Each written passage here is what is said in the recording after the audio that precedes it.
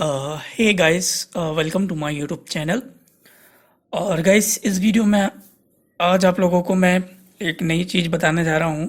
जैसे कि अगर आपने मेरा चैनल सब्सक्राइब किया हुआ है तो आप देखते होंगे कि मैं जनरली आईटी इंफॉर्मेशन टेक्नोलॉजीज़ की वीडियोस अपलोड करते रहता हूँ। और नेटवर्क हुआ या सर्वर सिक्योरिटी वगैरह वगैरह, आईटी से रिलेटेड ओनली। बट आज से मैं आप लोगों के साथ में आईटी की वीडियोस अपलोड ना करके एक नया टॉपिक लेके आ रहा हूँ, जो है वैदिक मैथमेटिक्स। वैदिक मैथमेटिक्स बहुत ही अच्छा एक कॉन्सेप्ट है, बहुत ही इंटरेस्टिंग है। आप वैदिक मैथमेटिक्स को मैजिक भी कह सकते हैं एक तरीके से। तो अगर आप चैनल को सब्सक्राइब करते हैं, मेरे वीडियोस को ध्यान से देखते हैं, तो आप ज़रूर इसको काफ़ी एंजॉय करेंगे। और अगर आप इससे सी मेरा इंटेंशन ये है कि बहुत सारे वीडियोस यूट्यूब पे आपको मिल जाएंगे, लेकिन कोई भी क्या है बिगिनिंग से नहीं बताता है। मतलब बेसिक फाउंडेशन से नहीं बताता है, वो स्टार्ट कर देते हैं बस पढ़ाना, ये ऐसा वैसा, इस ये मेथड वो मेथड। लेकिन मेरा इंटेंशन ये है कि मैं आपको बहुत ही शुरू से, जहाँ से मतलब अगर आपको कुछ आता भी नहीं है आप सीखना चाहें, तो आप अगर मेरी वीडियोस को देखते हैं और फॉलो करते हैं तो आप ज़रूर सीखेंगे। तो ये मेरा पहला वीडियो है इस टॉपिक पे, जिसमें आज हम देखेंगे, इसमें इंट्रोडक्शन सीखेंगे हम कि वैदिक मैथमेटिक्स क्या है, और उसके बाद में इसकी हिस्ट्री।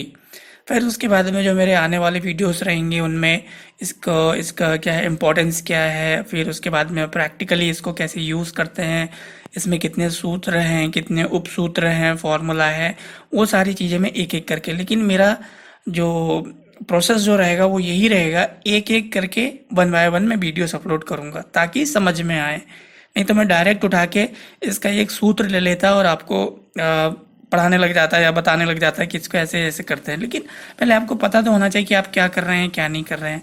तो दोस्तों, मैं इसमें टाइम वेस्ट नहीं करूँगा ज़्यादा, और हम अब वैदिक गणित का परिचय देखते हैं। ठीक है, तो आप यहाँ पे अगर आप इंग्लिश में पढ़ना चाहें तो इंग्लिश में भी पढ़ सकते हैं। यहाँ पे इंग्लिश और हिंदी दोनों पे अवेलेबल है।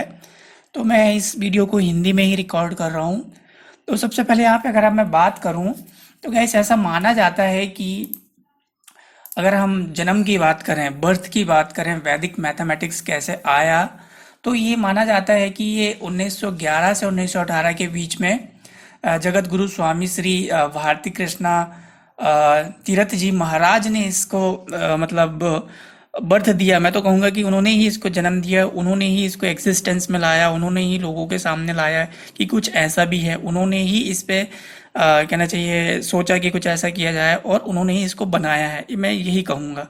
उसके बाद में गणित जो है उसको सभी विज्ञान का विज्ञान माना जाता है। मगर हम मेरा कहने का मतलब ये है कि अगर हम किसी भी विज्ञान की बात कर रहे हैं तो गणित वहाँ पे जरूर आएगा ही। अगर आप मेडिकल साइंस में भी अगर बात करें, किसी भी साइंस में बात करें, आपको मैथमेटिक्स यूज करना ही पड़ेगा और वो आएगा ही। ठीक है, और सारे विज्ञान में मैथमेटिक्स रहेगा, इसलिए इसको सार्वभौमिक रूप से सभी विज्ञान का विज्ञान माना जाता है। इसके बाद में अभी अगर हम बात करें इसके बारे में और स्टडी अगर करें हम वैदिक मैथमेटिक्स की, तो मतलब ये कब यूज़ हुआ, या फिर ये सडनली आज ही आया है या कल आया है, 2 दिन पहले 3 दिन पहले, ऐसा नहीं है। तो इसकी स्टडी अगर आप करना चाहें तो हम अगर जाएंगे तो क्या है, हमें जो पुराने समय की जो चीज़ें हैं उसकी स्टडी करनी पड़ेगी। तो जो पुरातन काल की जितनी भी सभ्यताएं थी, अगर हम देखें तो विश्व की सभी सभ्यताओं में गणितीय समझ की अभिव्यक्ति मतगणना प्रणाली के रूप में दिखाई देती है। अगर मैं इसको इंग्लिश में पढ़ूँ तो in all early civilization the first expression of mathematical understanding appears in the form of counting system. तो जो मैथमेटिक्स पहले यूज हुआ बहुत शुरू की सभ्यता में, जो हड़प्पा वगैरह की अगर हम बात करें, तो उस टाइम पे भी हमको ये मतगणना प्रणाली वगैरह के बारे में जानकारी मिलती है। इसके बाद में भारतीय इतिहास में हमारा जो गणित है इसको बहुत बड़ा स्थान है, बहुत इसका इम्पोर्टेंस है, एक अलग ही रोल है। कहना चाहिए बगैर गणित के कुछ भी नहीं है, मैं अगर इसको कहना चाहूँ तो। इसने क्या है, बहुत बड़ा स्पेस भी कवर कर लिया था। And in Indian history mathematics had occupied a significant place. बहुत ही महत्वपूर्ण स्थान गणित ने, एक खास स्थान इसने प्राप्त कर लिया था, और आज भी है। इसके बाद में अगर हम बात करें तो जैसा कि हम सब जानते हैं, अगर आज मैं किसी चीज़ को आविष्कार करता हूँ या कुछ बनाता हूँ तो उसमें कुछ खामियां रहेंगी, मुझे नहीं मालूम कि मैं उसको कितनी परफेक्ट बना रहा हूँ। तो बाद में कोई वो चीज़ को और स्टडी करेगा, उस टॉपिक को, उस वस्तु को, किसी भी चीज़ को, तो उसमें उन खामियों को निकाल कर उसको बेहतर करेंगे। तो वही चीज़ उस वक्त भी थी, पुराने समय की अगर हम बात करें तो जो पहली पहली की जो गणना प्रणाली थी उसमें कुछ खामियां थी, कुछ मिस्टेक थी। तो उसको फिक्स करने के लिए क्या है, हम जो हमारा इंडियन मैथमेटिक्स है वो पिक्चर में आया। इंडियन मैथमेटिक्स ने उन खामियों को उन प्रॉब्लम्स को सॉल्व किया, उन खामियों को दूर किया। फिर धीरे धीरे ये फैलता गया मैथमेटिक्स, इंडियन मैथमेटिक्स।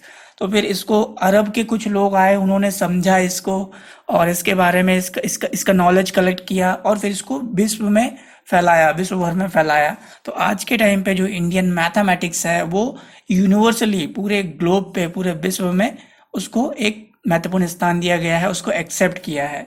सो गाइज ये it was Indian system that reach the western world through the Arabs. Okay, अरबों ने इनको लेके गए and now been accepted universally. तो पूरे विश्व में इसको एक्सेप्ट कर लिया गया है और अरब से जो लोग आए थे उन लोगों ने इस मेथड को पूरी दुनिया में फैलाया।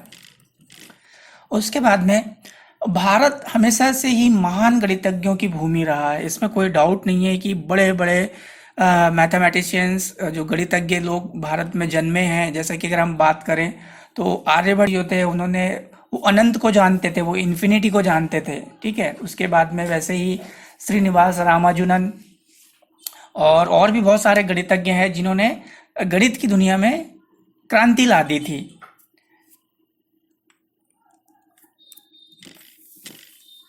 वैदिक काल की अगर हम बात करें और ज़्यादा, तो वैदिक काल में क्या है, वैदिक ग्रंथों में जो जो भी काम किए गए हैं, जो भी शोध किए गए हैं, जैसा कि मैंने बताया कि आज मैं अगर कुछ नया आविष्कार करता हूँ तो जो बाद में मेरे जो लोग आएंगे उसमें और काम करेंगे।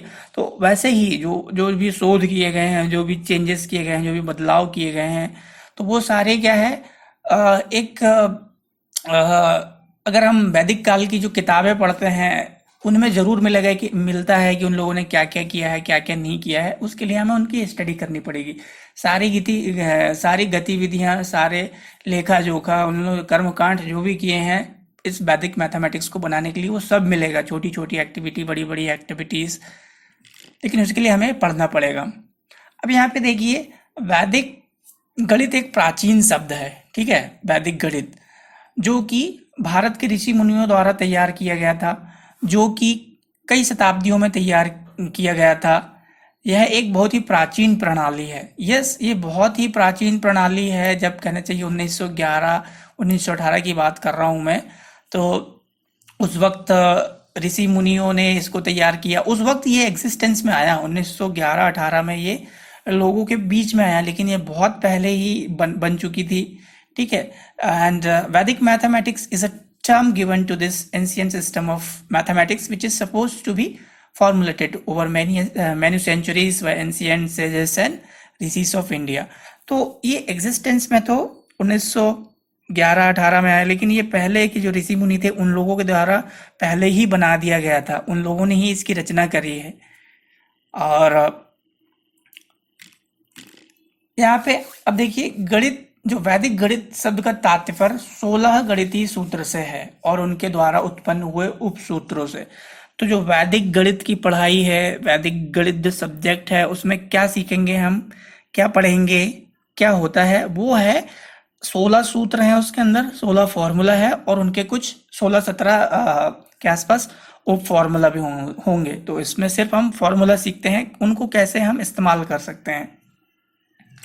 इसके बाद में और इसके बारे में अगर मैं बात करूं, सो गाइज, वैदिक गणित छात्रों के लिए उपयोगी क्यों उपयोगी है, किस जगह वो इसको इस्तेमाल कर सकते हैं, वो है प्रतियोगी परीक्षा। अगर आप प्रतियोगी परीक्षा के लिए तैयारी कर रहे हैं तो ये बहुत ही सहायक है, क्योंकि बहुत कम टाइम पे आप जस्ट इन सूत्रों को यूज़ करके, जैसा हमारा ट्रेडिशनल अलजेब्रिक फार्मूला वगैरह होते हैं उसमें टाइम ज़्यादा लगता है, बहुत सॉल्व करना पड़ता है, तो उतनी करने की ज़रूरत नहीं है। क्योंकि कॉम्पिटिटिव एग्जाम पे सबसे इम्पोर्टेंट होता है टाइम।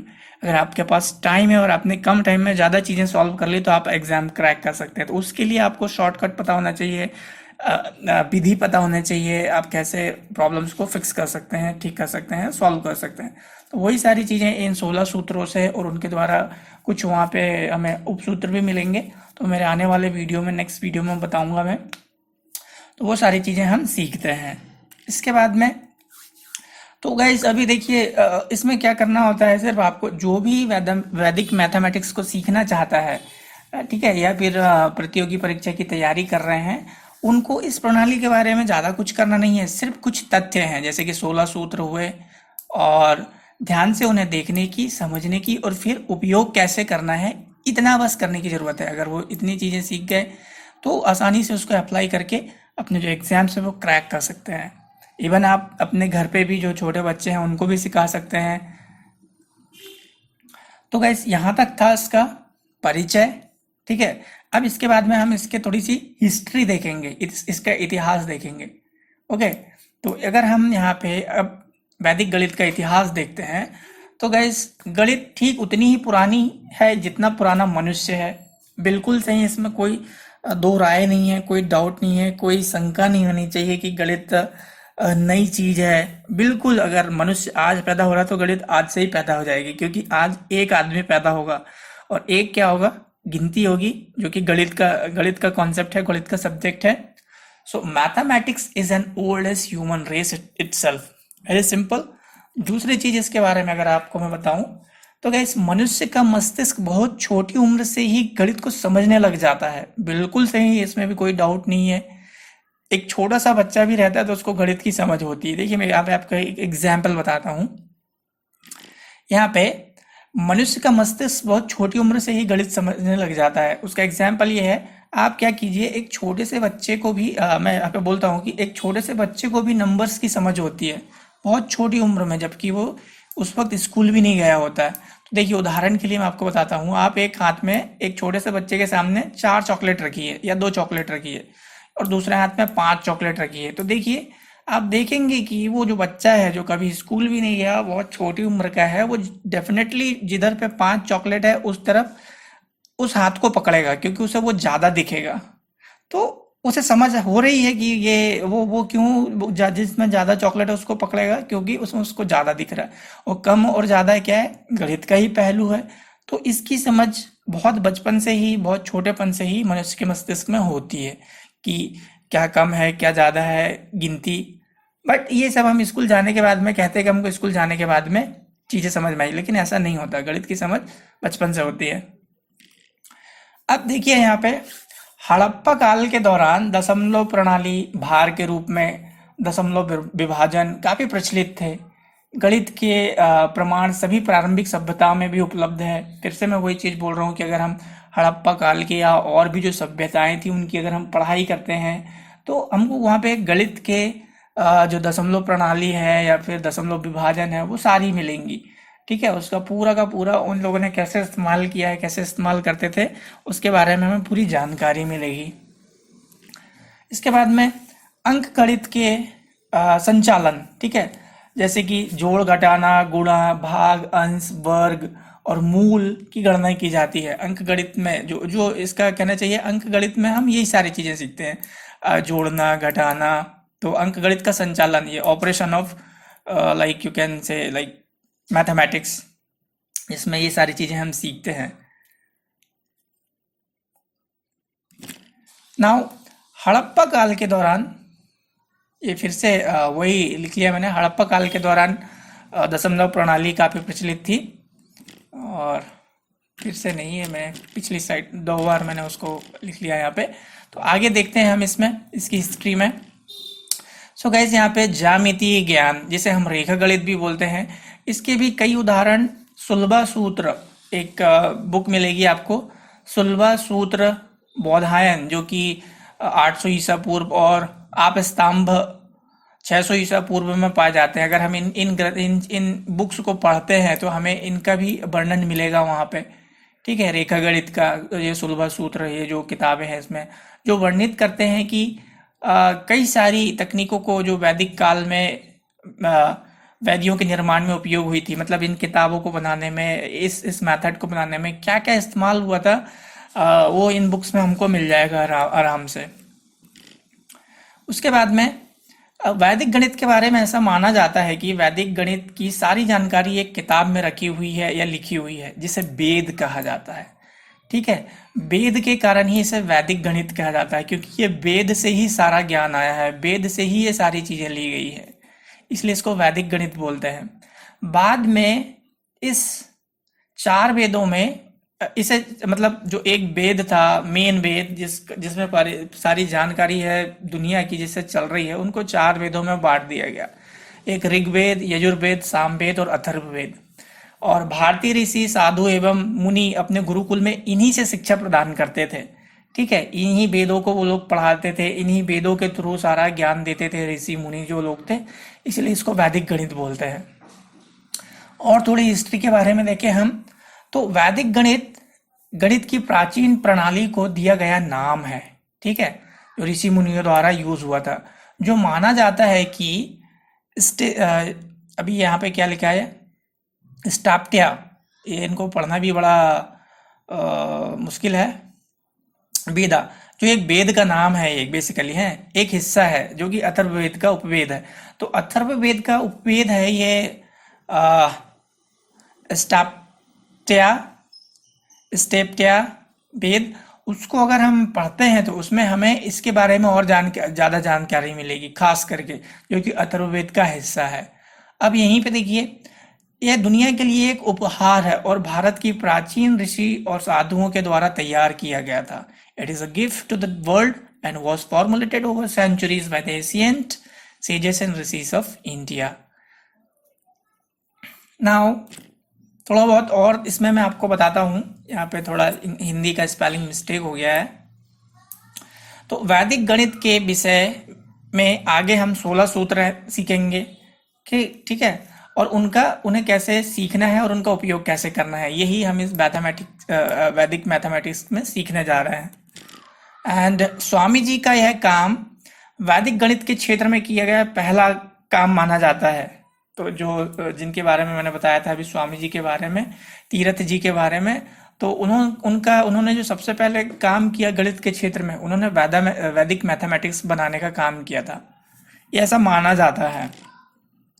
नाउ तीरथ जी के काम की सबसे बड़ी खासियत थी कि इनका जुटना, तालमेल, संबंध पूरा प्रणाली अंतर संबंधित एवं और एकीकृत है। तो ये कहना चाहिए बहुत ही ईजी है। ठीक है, एंड उन्होंने जिस तरीके से इसको बनाया है बहुत ही ईजी है। उनके बीच में जो संबंध रहते हैं नंबरों के बीच में, कैसे उनको यूज करना है, कैसे कैलकुलेट करना, बहुत ही आसान है। ये इनकी खासियत रही है। तरीके बहुत ही सरल और मददगार है छात्रों को मानसिक रूप से विभिन्न अंकगणितीय समस्याओं का समाधान प्राप्त करने के लिए। बहुत ही सिंपल तरीके से आप इसको यूज कर सकते हैं। अगर आप इसको, फिर से मैं बोलूँगा, अगर आप इंग्लिश में सीखना चाहें तो इंग्लिश में नीचे पढ़ सकते हैं, बेटर अंडरस्टैंडिंग के लिए। अगर आपको इंग्लिश ज़्यादा आती है, हिंदी कमज़ोर हो, या मैं हिंदी में ढंग से नहीं बता पा रहा हूँ, तो नीचे इंग्लिश में भी लिखा है। The most striking feature of Tirath ji's work is its coherence. The whole system is interrelated and unified. The methods are simple and help students to get solution to various mathematical problems mentally. Very simple. इसके बाद में और थोड़ी सी मैं आपको इसके बारे में बताऊं, हिस्ट्री के बारे में। तो आज दुनिया में वैदिक गणित की कई सारी ई बुक उपलब्ध हो गई हैं। ठीक है, कई सारी कंपनियां इस पर काम कर रही हैं इसको और सरल और सिंपल बनाने के लिए। और एक